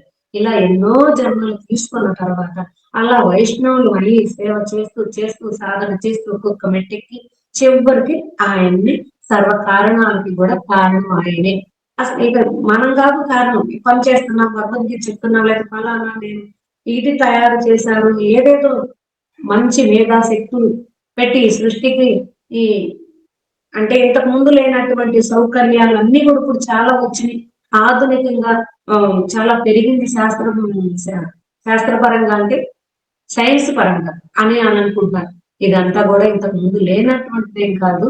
ఇవన్నీ కూడా కృష్ణ భగవానుడే వీటన్నిటికీ కారణం. ఆయనే బుద్ధినిస్తున్నారు. ఆయన బుద్ధినివ్వలేదైతే మన ఒక్క బుద్ధి ఏం చెయ్యలేదు పని అని చెప్పి. అలాంటి కృష్ణుడే కారణమని అన్నిటికీ కారణమని ఆయన తెలుసుకున్నటువంటి యోగి చాలా అరుదుగా ఉంటారు ఈ సృష్టిలో. పరిపక్వత కోసం ప్రయత్నించే వేల కొలది జనులు ఏ ఒకానొకడు మాత్రమే యథార్థంగా తెలుసుకుంటాడని ఇలాంటి అనన్య భక్తులు తెలుసుకోవటం కూడా ఈ మన పూర్వ పుణ్యమైన భాగ్యమైన ఉండాలి, లేకపోతే గురు కృప అయినా ఉండాలి. భగవాను తెలుసుకున్నటువంటి వారిని ఇందాక కూడా చెప్పుకున్నాం. అలాంటి వారిని మనం గుర్తించడం చాలా కష్టం కూడానని. అలాగే చతుర్వేద పుణ్యాత్ములు వస్తారు, ఇక్కడ ఉంటారు. 4 విధాలైనటువంటి వారిని ఇంతకు ముందర శ్లోకంలో చెప్పారు. వారు కూడా డైరెక్ట్ గా ఈ పైన 3 రకాల వారు కూడా భగవాను చేరుకోలేరు అంటున్నారు. భక్తి చేసినా కూడా ఆర్తితో వచ్చారు, జిజ్ఞాసతో వచ్చారు, తర్వాత అర్ధార్థి సుఖభోగాల కోసం భగవాను సేవిస్తున్నారు, కానీ భగవాను చేరుకోలేరు. వారు ఎలా ఎప్పుడు చేరుకుంటారని నేను చెప్తున్నాను. వారు దాస్య భక్తి, సఖ్య భక్తి, తర్వాత వాత్సల్య భక్తి, మాధుర్య భక్తి అనే 4 రకాలైనటువంటి ఈ 4 రకాలు చేసి ఏదో ఒక రకం చేసేటటువంటి భక్తి చేసేటటువంటి వారితో ఈ పైన 3 రకాలు ఆర్తో, జిజ్ఞాసు, అర్ధార్థులు, వీళ్ళు ముగ్గురు కూడా ఇలాంటి వాత్సల్యం, సఖ్యం, దాస్యం, మాధుర్యం ఈ భక్తి చేసేటటువంటి వారితో వారు సహవాసం చేసినప్పుడు మాత్రమే నిజమైనటువంటి భక్తిని అర్థం చేసుకుంటారు, రుచి చూస్తారు అంటున్నారు. లేదు అయితే ఈ సకామ భక్తి కర్మలతోటే ఉంటారు, భగవాన్ని చేరుకోలేదు అని. కామైస్తైస్తైరహృత జ్ఞానాః ప్రపద్యంతే అన్య దేవతాః తం నియమమాస్తాయ ప్రకృత్యా నేతా స్వయా. అంటే భౌతిక వాంఛ పరిపూర్తి కోసం తమ నిజ బుద్ధిని కోల్పోతున్నారు. అలా నిజ బుద్ధి కోల్పోయినప్పుడు దేవతలను ఆరాధిస్తున్నారు అంటున్నారు. భౌతిక వాంఛలు అంటే మనకు అనేకమైనటువంటి కోరికలు ఉంటాయి. త్వరగా కావాలి, మనకి ఫలానా కావాలంటే ఫలానా దేవి దేవతలను ఆరాధిస్తే త్వరగా మన కోరికలు తీరుతాయని చెప్పి. అంటే నిజమైనటువంటి బుద్ధి అజ్ఞానంతో మాయతోటి కప్పబడి ఉండటం వలన ఈ సృష్టికి అంతటికీ మూల కారణం భగవానుడేనని తెలుసుకోలేక ఇక్కడ అర్థం ఇది. భౌతిక వాంఛ పరిపూర్తిగా నిజ బుద్ధిని కోల్పోయిన వాడు అంటే ఉంది లోపల, కానీ మాయ అనేటటువంటి పరదా ఉంది మనకి. ఆ పరదా ఉండటం వల్ల నిజ బుద్ధిని కోల్పోయి ఈ దేవతలు అనుకొని వారిని ఆరాధించి వారి చేత వరాలు తీసుకుంటున్నాం. ఆ దేవతలకు నిజంగా శక్తి లేదంటున్నారు. మన యొక్క పూజలు సేవలు తీసుకొని మనం అడిగేటటువంటి వరాలు ఇవ్వటానికి వారు కూడా వారికి నాయకుడు అంటే భగవానుడు. ఈ దేవతలందరికీ కూడా భగవానుడు నడిపించేవారు అనమాట. వారి ఆధీనంలో ఉన్నది దేవతలంతా కూడా భగవానుడి ఆధీనంలో. భగవానుడు అనుగ్రహంతో మీరు ఏదైనా చేయగలుగుతారని చెప్పి ఇలా చిన్న బుద్ధి కలిగినటువంటి వారు దేవతలను ఆరాధిస్తూ ఉన్నప్పుడు ఆ దేవతలు వారి కోరికలు తీర్చడానికి భగవానుడి దగ్గర నుంచి తీసుకొచ్చి వరాలని వీరికి ఇస్తున్నారు అని చెప్పి. యో యాం తం భక్త శ్రద్ధయాచుతు మిచ్చతి తస్యాచలాం శ్రద్ధ తామేవ విదదామ్యహం. అంటే మానవుడు ఏ దేవతను ఆరాధించాలని కోరుకుంటున్నాడో ఆ దేవత అంటే అతనికి శ్రద్ధని కలిగేటట్టు చేస్తున్నారంటున్నారు. లోపల ఉన్న పరమాత్మ, ప్రతి జీవిలో కూడా పరమాత్మ ఉన్నాడు. ఈ పరమాత్మ కన్నే తెలుసు ఆయన ఏం చేస్తున్నారు. మనం ఏదైతే ఈ దేవతను ఆరాధించాలి, వారిపైన మనకి ఇష్టం ఉంటే వారిపైనే మన శ్రద్ధను పెంచుతున్నారు. మనకు ఆ కోరిక తీరినప్పుడు వారి ద్వారా తీరిందని భ్రమలో ఉంటున్నాం అనమాట. ఇక్కడ నాకు ఒకరు చెప్పారు, మేము ఒక ఎక్కడికో సముద్రానికి వెళ్ళాము, అలల్లో పడి అలా కొట్టుకెళ్ళేటప్పటికి వారు బాబా భక్తులు. అసలు అలా బాబా వచ్చి మమ్మల్ని ఇలా తీసుకొచ్చి వచ్చారు. అసలు అందుకని అప్పటి నుంచి ఇంకా మా యొక్క శ్రద్ధ భక్తి ఎక్కువైపోయింది అంటున్నారు. ఇక్కడ భగవాన్ ఏం చెప్తున్నారు, ఎవరినైతే ఆరాధిస్తారో నేను వారిపైన మీ శ్రద్ధని ఇంకా ఎక్కువ చేస్తానంటున్నారు. వారే మిమ్మల్ని రక్షించినట్టు ఇక్కడ భ్రమలో చూపిస్తున్నారు అనమాట. మనం ఏం కోరుకుంటున్నాము, భగవానుడు దానికి అలానే చేస్తారని చెప్పి. నిజానికి ఆ వరాలన్నీ కూడా నా వల్లనే వస్తున్నాయండి. అల్పబుద్ధులైనటువంటి వారు, మూఢులైనటువంటి వారు ఈ యొక్క నిజమైనటువంటి జ్ఞానం మాయ చేత కప్పబడి ఉన్నటువంటి వారు ఏం చేస్తారు? దేవతలను ఆరాధిస్తున్నారు. దేవతలను ఆరాధించి పరిమితమైనటువంటి వరాలు, తాత్కాలికమైనటువంటి వరాలనే పొందుతున్నారు. కానీ నన్ను ఆరాధించేటటువంటి నా భక్తులు నా పరంధామాన్ని పొందుతారని చెప్తున్నారు భగవానుడు. నాహం ప్రకాశ సర్వస్య యోగ మాయా సమావృత మూడో ఎన్నా విజానాతి లోకో మామజమవ్యయం. అంటే నా అంతరంగ శక్తి అయిన యోగ మాయ చేత కప్పబడి ఉండటం వలన నేను ప్రతి ఒక్కరికి కూడా కనపడను. నాహం ప్రకాశ సర్వస్య యోగమాయ సమావృత. ప్రకాశవంతమైనటువంటి భగవానుడు యోగమాయ మహామాయని ఇక్కడ రెండు మాయలు ఉంటాయి. మహామాయ అంటే ఈ 14 భువన భాండాలని మాయల నుంచి ఈ యొక్క మనల్ని నడిపించేటటువంటిది మహామాయ. ఈ మహామాయ నుంచి బయటికి వెళ్ళామంటే అక్కడ యోగమాయ శక్తిలో ఉంటాం. ఇప్పుడు మనం మహామాయ యొక్క ఆధీనంలో ఉన్నాం. ఈ మాయ నుంచి బయటపడితే యోగమాయ యొక్క ఆధీనంలోకి వెళ్తాం. యోగమాయ భగవానుడి యొక్క శక్తి. ఈ యొక్క యోగమాయ చేత అందరం కూడా కప్పబడి ఉండటం వలన భగవానుడిని తెలుసుకోలేకపోతున్నాము. ఆయన ప్రతి ఒక్కరికి కూడా కనిపించట్లా, మన ఎదురుగా ఉన్నా కూడా మాయాన్ని పరగా ఉండటం వలన. మూడులు నన్ను అజునుగా అంటే పుట్టుక లేని వాడిగా, అవ్యయునిగా అంటే అవ్యయుడు అంటే ఎప్పుడు కూడా నాశనం లేనటువంటి వారు, ఎప్పుడు తరగనటువంటి వారు, యథాతథంగా ఉండేటటువంటి వారు ఆయన్ని తెలుసుకోలేకపోతున్నారు. ఓ అర్జున, గతమందు ఏం జరిగింది, వర్తమానంలో ఏం జరుగుతుంది, భవిష్యత్తులో ఏం జరగబోతుందో కూడా నాకన్నీ తెలుసు. సర్వము నాకు తెలుసు, సర్వ ప్రాణులు కూడా తెలుసు అంటున్నారు. ఇప్పుడు ఈ సృష్టిలో ఉన్న ప్రాణులే కాదు, జీవించి ఉన్నటువంటి ప్రాణులే కాదు, ఇప్పుడు మనం ఈ శరీరం తీసుకొని ఉన్నామంటే ఇంతకు ముందు ఎన్ని వేల జన్మలు, కోట్ల జన్మలు తీసుకున్నాము, ఇవన్నీ కూడా తెలుసు అంటున్నారు భగవానుడికి. అంటే ఇక్కడ భూత భవిష్యత్ వర్తమానం ముందేం జరిగిందంటే మన జన్మలు కూడా తెలుసు వారికి.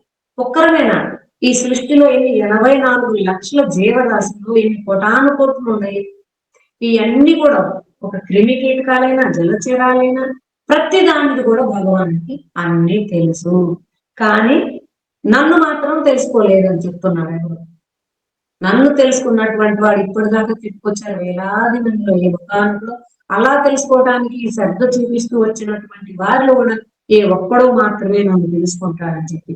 కానీ నాకు అన్ని తెలిసి సర్వప్రాణులు నన్ను మాత్రం తెలుసుకోలేకపోతున్నారు అని. ఇచ్చాద్వేష సముత్తేన ద్వంద్వమోహేన భారత సర్వభూతాన్ని సమ్మోహం సర్గేయాంతి పరంతప. అంటే ఓ పరంతప, కోరిక అసలు ఈ సృష్టిలోకి ఎందుకు వచ్చాం? ఈ పరమాత్మ అంశ ఈ జీవి అలా పరమాత్మ దగ్గరకుండా ఈ సృష్టిలోనికి ఎందుకు వచ్చింది అంటే దీనికి చెప్తున్నారు. ఇచ్చాద్వేష సముత్తేన ద్వంద్వమోహేన భారత. అంటే కోరిక, ద్వేషం అనేటటువంటి ఈ ద్వంద్వం సృష్టి ఆరంభంలోనే చేశారు భగవానుడు. అంటే ఇదంతా కూడా భగవానుడి యొక్క ఆట. అన్ని వస్తువులు కావాలి ఆడటానికి. అలా స్త్రీ పురుషుల్ని చేశారు, సుఖ దుఃఖాలను చేశారు, ఇచ్ఛాద్వేషాలను చేశారు, మోహం చేశారు, అజ్ఞానం పెట్టారు, తర్వాత సత్వరజ తమో గుణాలను కూడా పెట్టారు. ఇప్పుడు నువ్వు మంచి మార్గం ఇది, చెడు మార్గం ఇది, ఇలా వస్తే నా దగ్గరికి వస్తావు, ఇలా అయితే ఇక్కడ ఇలా వెళ్తావు అని చెప్పి అన్ని ఆయన వివరించారు. ఏ దేంట్లోకి వెళ్ళాలో మనకు వదిలేశారనమాట. ఇప్పుడు మనం ఏ దారిని నడిస్తే అదే అనుభవిస్తున్నాం. ఇక్కడ ఇచ్ఛాద్వేషాల వలన, అజ్ఞానంతో, ఈ మోహంతో మాయ కట్టుబడి ఉండటం వల్ల మనం భగవానుడి యొక్క దివ్యలీలను అర్థం చేసుకోలేకుండా అక్కడి నుంచి మనకు ఇచ్చ ఒకటి వచ్చింది, స్వతంత్రంగా ఉండాలి, ఒకసారి అలా వెళ్ళి రావాలనేటటువంటి జీవికి. అలా రాగానే భగవానుడు మనల్ని పంపించేసేసారనమాట. ఇలా వచ్చేసి భౌతికమైనటువంటి మాయలు పడి కొట్టుమిట్టాడుతూ ఉన్నాము. ఏషాం త్వంతగతం పాపం జనానాం పుణ్యకర్మణం త్వే ద్వంద్వమోహ నిర్ముక్త భజంతే మాం దృఢవ్రతాగా. అంటే ఇక్కడికి వచ్చిన తర్వాత ఈ మాయలో చిక్కుకొని పాపాల వలలోనే పడ్డాం. ఈ ఎవరి పాపాలు పుణ్యకర్మల ద్వారా పూర్తిగా నశించబడి ఈ మోహము మరి ద్వంద్వం నుండి విడబడ్డారో అప్పుడు వారు నా సేవలో దృఢ సంకల్పంతో ఉంటారంటున్నారు. ఏషాం స్వంతగతం భావం జనానాం పుణ్యకర్మణం. ఇలా భగవాన్ దగ్గర నుంచి ఇచ్చాదేశాలు వచ్చాము. వచ్చిన తర్వాత ఈ పాప కర్మంతో అజ్ఞానంతో తిరుగుతా ఉన్నాము. ఈ తిరుగుతూ ఉండగా మనం పుణ్యకర్మల ద్వారా ఎప్పుడైతే ఈ పాపాలను నశింప చేసుకున్నామో అప్పుడు ఈ ద్వంద్వాల నుండి విడవడి ఆ భగవానుడి యొక్క సేవలో దృఢంగా ఉంటారు అని చెప్పి అసలు ఈ పాపాలు ఎలా నశిస్తాయి అనేటటువంటి దానికి చెప్తున్నారు ఇక్కడ. జన్మాంతర సహస్రేషు కోటి యజ్ఞ వ్రతాదిషు నరాణాం క్షీణ పాపానాం కృష్ణే భక్తి ప్రజాయతే. కృష్ణే భక్తి ప్రజాయతే అంటే ఎవరైతే పలు రకాల యజ్ఞయాగాలు జన్మల నుంచి చేసుకొస్తున్నారు, మరి శాస్త్ర నిర్ణీతమైన శుభదినాల్లో ఉపవాసాలు వ్రతాలు చేయటం అంటే మన ఇష్టం ప్రకారంగా సంతోషి మాత వ్రతం చేసుకున్నాము, లేకపోతే శనివారం చేసుకున్నాము, గురువారం ఉండాము, సోమవారం ఉండాము, ఒక పూట తిని ఉండాము. మేము 50 సంవత్సరాల నుంచి ఈ శనివారం వ్రతం చేసుకుంటాం, ఉపవాసం ఉంటాం, ఒక వంటి పూటే తింటామని చెప్పారు చాలా మంది. ఎలా తింటారమ్మా? ఉదయం కాఫీ టీ తాగుతారు, ఆ దోశ ఇడ్లీ తింటారు, తర్వాత సాయంత్రం 12ంటికో 2ంటికో ఎప్పుడు భోజనం, రాత్రికి మళ్ళీ ఏదైనా తింటేనో లేదంటే మళ్ళీ కాఫీ టీ కానీ ఉంటాం. అది అసలు ఉపవాసమే కాదంటున్నారు. ఒక్కసారి నవధాన్యాలకు సంబంధించింది మనం తీసుకుంటే అలా భుజిస్తే అది మనకు ఉపవాసం కాదు. నువ్వు శనివారాలు శుక్రవారాలు పలానా వారాలు మన ఇష్టం ప్రకారం చేసుకున్నా ఈ వ్రతాల ఉపవాసాలు కాదు. మనం చెప్పలేదు నువ్వు ఇది ఉంటే నా దగ్గరకు వస్తావు, లేదంటే నరకానికి వెళ్తావు అని చెప్పాల. ఏం చెప్పారు? ఏకాదశి, రామనవమి, కృష్ణాష్టమి ఇలా కొన్ని శుభదినాలు ఉంటాయి, వాటిల్లో తప్పకుండా ఉపవాసం ఉండాలి. ఈ వ్రతాన్ని దాన్ని ఉపవాసించలేదు అంటే నువ్వు తప్పకుండా నరకుండానికి పోతావు.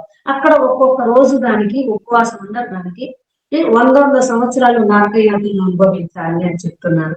అందుకని మనం ఉపవాసం మన ఇష్టం ప్రకారం లేకుండా ఏదైతే వ్రతం చేయాలో, ఏ దినంలో ఉపవాసం ఉండాలో ఆ దినంలో చేసి దాని ఫలితాన్ని తీసుకోవాలి. మన ఇష్టం ప్రకారంగా చేసుకుంటే మనం అనుకుంటాం ఇక్కడ పైకి వెళ్ళిన తర్వాత మన మాట వినే వాళ్ళు ఎవ్వరు ఉండరు. అక్కడ యమధర్మరాజు దగ్గర పోయిన తర్వాత మనం చిట్టా తీస్తారు, తీసిన తర్వాత ఏం వ్రతం ఉపవాసాలు చేశారంటే మేము ఫలానా వ్రతం చేశామంటే అంటే ఆయన వింటారా? అక్కడ చెప్పడానికి మాట్లాడటానికి అవకాశమే లేదు. మేము మీకు ఇక్కడ పంపించాం, శాస్త్రాలను ఇచ్చారు, గురువులు ఇచ్చారు, ఈ విధంగా నడవమని చెప్తే నీ ఇష్టం ప్రకారంగా నడిస్తే అక్కడ మన మాట వినేవారు ఉన్నారు? మన లెక్క అసలు అక్కడ పనికే రాదనమాట. అందుకని ఆ పనికి రాని లెక్కలు చేసుకొని అక్కడ పోయిన తర్వాత ఏం చేయకంటే ఈ భూమి మీద వారేం చెప్పారు భగవాన్ శాస్త్రాదేశాలు ఏమి ఇస్తున్నాయి మనకి, ఆ ప్రకారంగా నడిస్తే మనం ఇక్కడ కూడా సుఖంగా ఉంటాం, ఆ తర్వాత కూడా మనం సుఖ సంతోషాలతోటి భగవదాశీర్వాదంతో భగవాన్ దగ్గర ఉంటామని. అనేక జన్మలో యజ్ఞయాగాదులు, శుభదినాల్లో వ్రత ఉపవాసాలు, తర్వాత మన పూర్వ జన్మల కర్మల ద్వారా ఎన్నో జన్మల నుంచి చేసుకున్నటువంటి పుణ్యకర్మల ద్వారా ఈ పాపాలన్నీ కూడా దహించి వేయబడతాయి అంటున్నారు, కాల్చి వేయబడతాయి. అప్పుడు అంతులేనటువంటి పుణ్యాన్ని పొందిన తర్వాత ఆ యొక్క భగవానుడి మీద పూర్తి శ్రద్ధ, దృఢ సంకల్పంతో కృష్ణ భక్తి చేయాలి అనేటటువంటి సంకల్పం మనకు కలిగిద్ది అని. అర్థమైందా? ఇన్ని జన్మల నుంచి మన పాపాలను పోగొట్టుకోవటానికి ఈ వ్రతాలు ఉపవాసాలు అన్ని కూడా చేస్తూ వచ్చినప్పుడు ఎప్పుడైతే మన యొక్క పాపాలు పోయి మనకు ముక్తి రాయబడినటువంటి సమయం ఆసన్నమైందో, ఈ మానవ జన్మ వచ్చిందో, అప్పుడు మన నాలుగు మీద నుంచి కృష్ణ నామం వచ్చింది, సద్గురువుని అన్వేషిస్తాము, గురువుని ఆశ్రయించి వారు చెప్పిన విధంగా నడుస్తాం. కానీ లేదు అయితే ఎంత చెప్పినా కూడా మన పాపం పోలేదు అంటే ఇంకా వారు చెప్పినవి శాస్త్ర ప్రకారంగా నడవము, ఇని కూడా వదిలేస్తాం అనమాట.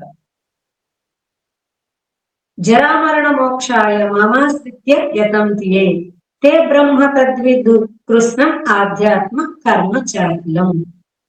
భౌతిక దుఃఖాలతో విసుగు చెందిన వారు, చాలా ఈ భౌతిక ప్రపంచంలో కష్టాలతోటి విసుగు చెందినప్పుడు ఏం చేస్తున్నారు? ఈ పునర్జన్మ నుండి అంటే మళ్ళీ జన్మ తీసుకోవాలి, వ్యాధులు, జర మరణాలు వీటినన్నింటిని కూడా తప్పించుకోవాలంటే మోక్షం పొందాలి. ఎప్పుడు కృష్ణ భగవాన్ని సేవించడానికి వస్తారు. భగవానుని చరణార విందాలను ఆశ్రయించటం వలన ఎట్టి కష్టాలు వచ్చినా కూడా వాటినన్నిటిని కూడా ఓర్చుకునేటటువంటి శక్తి వచ్చింది అంటున్నాను. ఎప్పుడైతే భగవద్భక్తిని అర్థం చేసుకున్నామో ఇది మన కర్మ వల్లే వస్తుంది. మనకెవరు కష్టం కలిగించడం వల్ల మన కర్మే మనకి కష్టం వస్తుంది. ఇంతకు ముందు చేసుకున్న జన్మల్లో కర్మలే మనం అనుభవిస్తున్నాం కాబట్టి మన కర్మకు మనమే కారణం కానీ ఎవరు కర్మ మనకి కాదు మన కష్టాలకి తెలుసుకున్నప్పుడు ఏం కష్టం వచ్చినా దాన్ని అనుభవిస్తాం. అది అనుభవిస్తేనే తీరేది కానీ దీని నుంచి తప్పించుకున్నాం, ఆత్మహత్య చేసుకున్నాం, లేకపోతే పారిపోదాం. ఎక్కడికి పారిపోతాం? ఎక్కడికి పారిపోలేము. మళ్ళీ మన ఎమ్మటే వచ్చింది మన కర్మ మనం ఎక్కడికి వెళ్ళినా కూడా. అందుకని చెప్పి భక్తుడైనటువంటి వాడు దాన్ని తేలిగ్గా తీసుకుంటాడని చెప్తున్నారు. సరే ఇదంతా మన కర్మ వల్ల వచ్చింది. ఇప్పుడు అనుభవిస్తూ కూడా మంచిగా భక్తి చేసుకోవటం ఈ జన్మలో నేను కరెక్ట్ గా ఉండాలి. దాన్ని లెక్క చేయకుండా అంత గట్టిగా తీసుకోకుండా దాన్ని ఓర్చుకుంటాడు. ఎలా? ఈ యొక్క భవసాగరం అంటే సముద్రం అని చెప్తున్నారు. సాగరం అంటే సాగరానికి హద్దు లేదు, ఒడ్డు లేదు, ఎక్కడికి వెళ్ళాలో తెలియదు. అలాగే యొక్క భవసాగరం కూడా ఎన్నిసార్లు జన్మించాము, మరణించాము తెలియదు మన కర్మల వల్ల. అలాంటి భవసాగరాన్ని భగవద్భక్తుడైనటువంటి వాడు ఎన్ని కష్టాలు వచ్చినా కూడా ఓర్చుకొని ఈ సాగరాన్ని ఎంత తేలిగ్గా దాటుతాడంటే గోష్పాదం అంటారు. ఒక లేగదూడ గోదూడ ఉంది. లేగదూడ అంటే పుట్టిన దూడ. దాని యొక్క పాదం పెడితే ఎంత చిన్న పడుతుందో ముద్ర, దాంట్లో ఎన్ని నీళ్లు పడితే అంత తేలిగ్గా దాటిపోతాడంటున్నారు ఈ భవసాగరాన్ని. భగవద్భక్తుడైనటువంటి వాడికి భవసాగరం దాటడం అంత తేలిక. ఎంత పెద్ద కష్టాన్నైనా కూడా కష్టంగా తీసుకోకుండా అది వచ్చేసుకుంటాడు. భక్తి ముందు అది చిన్నదవుతుంది అనమాట. అంత శక్తి ఉంది భక్తిలోనని చెప్పి. సాది భూతాది దైవం మాం సాది యజ్ఞం చ ఏ విదుగో ప్రయాణ కాలే పిచ్చమాం తే విదుర్యుక్త చేతసహ. నిజంగా శ్రీకృష్ణ భగవానికి అంకితమైనటువంటి భక్తులు అంటే భగవాను అర్థం చేసుకున్నటువంటి వారు, శరణాగతి పొందినటువంటి వారు ఏ స్థితిలో ఉండాలి అంటే నిస్సహాయ స్థితి, లేదా వారికి ఎటువంటి సహాయం అవసరం లేనటువంటి స్థితిలో ఉండా కూడా వారు ఎట్టి పరిస్థితుల్లో ఉండా కూడా భగవాను మర్చిపోరంటున్నారు. ఇప్పుడు ప్రయాణ కాలే మాం మరణ సమయంలో మొదట నుంచి భగవాను శరణాగతి పొంది పూర్తిగా అర్థం చేసుకుని ఆయన్ని ఆశ్రయించి ఉన్నటువంటి భక్తుడు లాస్ట్ సమయంలో ఏ స్థితిలో ఉన్నా కూడా ఒక్కొక్కసారి కపవాయు పిత్తాలు అడ్డం పడుతుంది, ఆ స్పృహ లేదు, మాట్లాడలేము, ఆ స్మరణ చేయలేము. అలాంటి పరిస్థితుల్లో కూడా లోపల భగవానుడి ఆలోచనలోనే ఉంటారు పరమ భక్తులైనటువంటి వారు. అది మొదటి నుంచి మన సాంగత్యం, మన ప్రభావం, మన యొక్క సంస్కారం, మనం చేసేటటువంటి రోజు ఉన్నటువంటి చుట్టూ ఉన్నటువంటి భౌతికమైనటువంటి సాంగత్యం మీద ఆధారపడి ఉంటుంది. భావన రావాలంటే ఎవరు సాంగత్యం చేస్తామో అలాంటి ఆలోచనలే వస్తాయి. అందుకని భౌతికమైనటువంటి సాంగత్యాన్ని తగ్గించుకోవాలి. నేనున్నంత మట్టుకి భక్తుల యొక్క సాంగత్యం చేయడం, భగవద్గీత, భాగవతం ఇలా గ్రంథాలను అధ్యయనం చేయటం, గురువు గారు రాసినటువంటి ఈ యొక్క బుక్స్ ని చదువుకోవటం, దాంట్లో అధ్యయనం చేస్తూ ఏదైనా సందేహాలు ఉంటే ఆ యొక్క గురువు గారి ద్వారా తీర్చుకోవటం, ఇలా చేసి మనసును నియంత్రించి ప్రతి సమయం కూడా భగవానుడి ఆలోచనలో ఉండటమే ధ్యానం. ఇంతకుముందు 6వ అధ్యాయం ధ్యాన యోగం చెప్పుకున్నాం కదా. ఇది అసలైనటువంటి ధ్యాన యోగం ఏంటంటే ఆయన కోసం ఆలోచన చేస్తున్నాం ప్రతి సమయం మర్చిపోకుండా. ఏది చేసినా కూడా భగవానుడికి నివేదించి తీసుకుంటున్నాం. తర్వాత ఏ కర్మ చేసినా కూడా ఆయన కోసం చేస్తున్నాం. ఇలాంటి భక్తులు ప్రయాణ కాలంలో ఆ స్థితిలో ఏ స్థితిలో ఉన్నా కూడా నన్నే స్మరిస్తా ఉంటారు, వారు నా దగ్గరకు వస్తారు అని చెప్తున్నారు అనమాట. అలా లేదు అయితే మనం ప్రయాణ కాలంలో స్మరించలేము. ఏ భౌతికమైనటువంటి సాంగత్యం ఉంటే అయ్యే రీల్ తిరిగిద్దని చెప్తున్నారు మైండ్కి. ఇలా ఎవరు తిరిగింది? దశరథ మహారాజు కూడా ఆయన జీవిత కాలంలో చేసింది రీల్ తిరిగిందని చెప్తున్నారు. అది తిరిగిన తర్వాత ఆ రాముడి మీద ఉన్నటువంటి ప్రేమ తోటి తర్వాత ఆయనకి ఈ వీళ్ళంతా తిరిగిన తర్వాత శ్రవణ కుమారుని చంపింది, వారు శాపం ఇచ్చింది, అన్ని కూడా ఆయనకి గుర్తొచ్చినాయి చివరి దశలో దశరథ మహారాజుకి. ఆ తర్వాత రామ రామ అంతా భగవాన్ని తలుసుకున్న తర్వాత ఆయన వెళ్ళిపోయారు, అలా మోక్షాన్ని పొందారని చెప్పి.